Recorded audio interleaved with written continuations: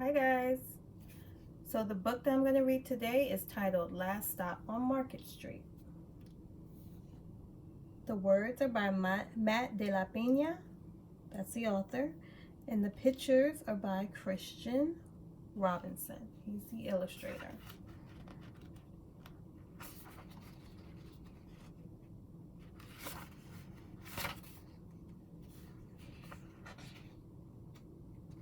What do you think this book is going to be about? What do you see on the front cover? What do you think it's going to be about? Make a prediction. Okay, let's see if you're right by looking at the front cover. Let's see. CJ pushed through the church doors, skipped down the steps. The outside air smelled like freedom, but it also smelled like rain, which freckled CJ's shirt and dripped down his nose. So there goes CJ.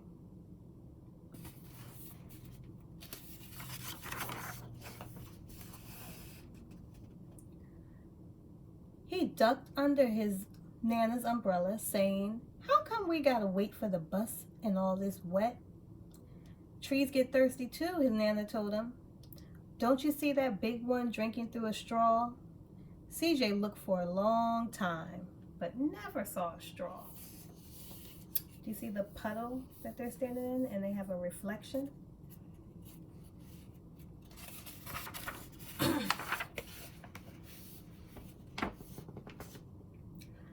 From the bus stop, he watched water pool on flower petals, watched rain patter against the windshield of a nearby car.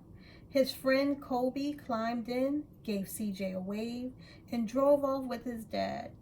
"Nana, how come we don't got a car?"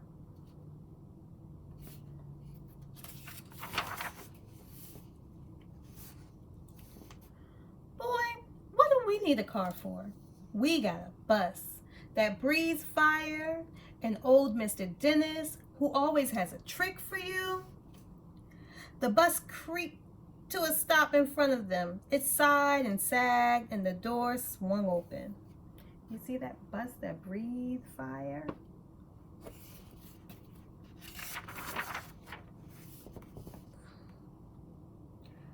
"What's that I see?" Mr. Dennis asked. He pulled a coin from behind CJ's ear, placed it in his palm.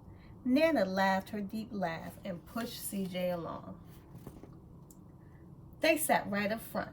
The man across the way was tuning a guitar.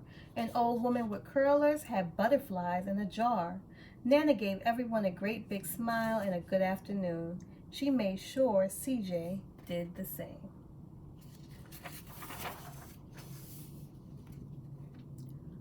The bus lurched forward and stopped. Lurched forward and stopped. Nana hummed as she knit. "How come we always gotta go here after church?" CJ said. "Miguel and Kobe never have to go nowhere." "I feel sorry for those boys," she told him. "They'll never get a chance to meet Bobo or the sunglass man. And I hear Trixie's got herself a brand new hat." CJ stared out the window, feeling sorry for himself. He watched cars zip by on either side, watched a group of boys hop curbs on bikes.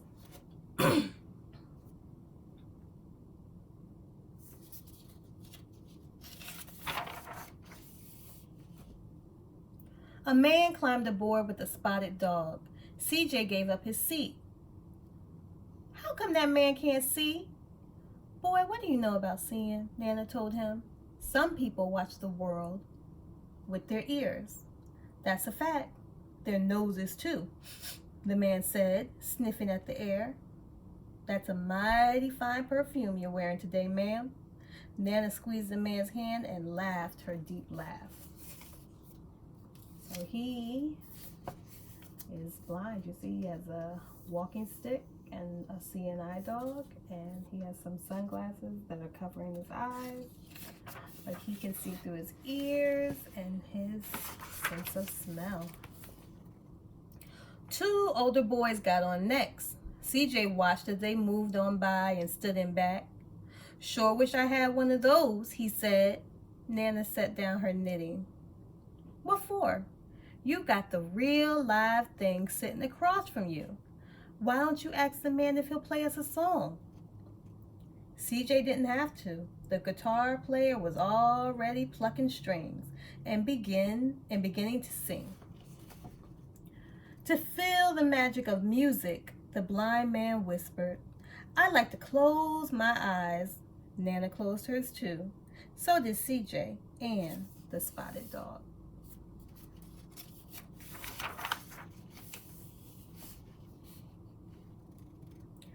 And in the darkness, the rhythm lifted CJ out of the bus, out of the busy city. He saw sunset colors swirling over crashing waves, saw a family of hawks slicing through the sky, saw the old woman's butterflies dancing free in the light of the moon. CJ's chest grew full and he was lost in the sound, and the sound gave him the feeling of magic.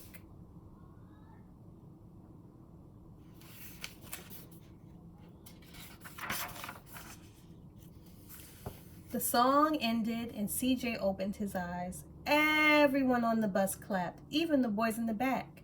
Nana glanced at the coin in CJ's palm. CJ dropped it into the man's hat. "Last stop on Market Street," Mr. Dennis called.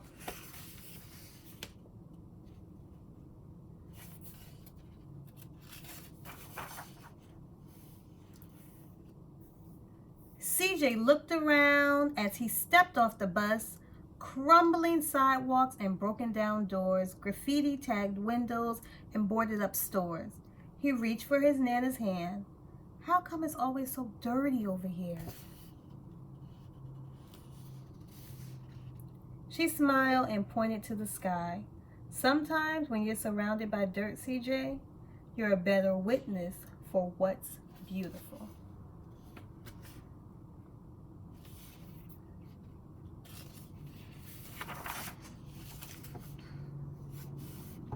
CJ saw the perfect rainbow arching over their soup kitchen. He wondered how his Nana always found beautiful where he never even thought to look.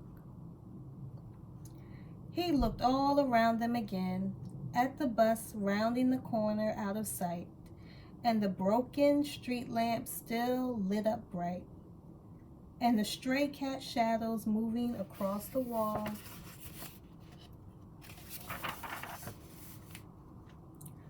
When he spotted their families' faces in the window, he said, "I'm glad we came."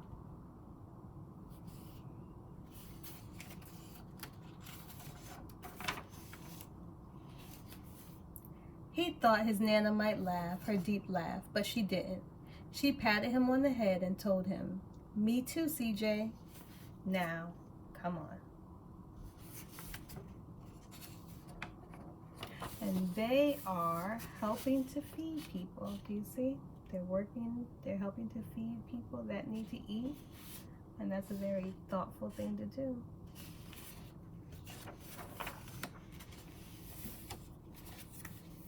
So this is a neighborhood. He was on a bus ride and he was driving through a neighborhood. I want you to tell me or draw a picture and show me what your neighborhood looked like. I can't wait to see it. Bye, guys.